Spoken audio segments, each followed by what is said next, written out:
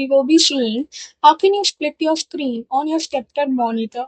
So here's a guide for your dual window and multitasking setup. Stay tuned till the end of the video.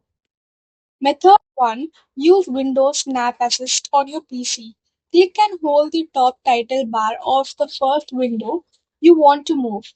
Drag the window all the way to the left or right edge of your Sceptre monitor until your mouse pointer touches the border. Release the mouse button when you see a translucent outline expand on half the screen.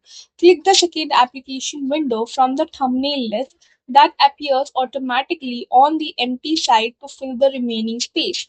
Alternatively, select your active window and press the Windows key plus left arrow or Windows key plus right arrow shortcuts on your keyboard. Method 2. Use Apple Mac Split View on your Mac OS. Hover your mouse cursor over the green full screen button located in the top left corner of any open application window. Choose Tile Window to left of screen or Tile Window to right of screen from the drop down menu that appears. Click on the second application window on the opposite side of your Sceptre screen to complete your dual window layout. Press the Escape or ESC key on your keyboard to exit this mode and return the windows to normal size. Method 3. You can use your picture by picture or picture in picture dual inputs.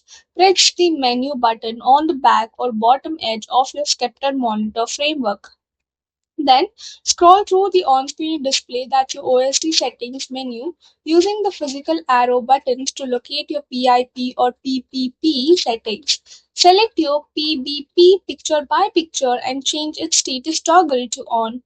Configure the primary source option to your main display input, example HDMI 1, and the subsource option to your second connected input, that's your display port. Save your settings and exit the menu to see both device screens displayed side by side on your single Sceptre panel. So that's all for the video. Thank you for watching. Don't forget to like, share, comment, and also do hit the subscribe button.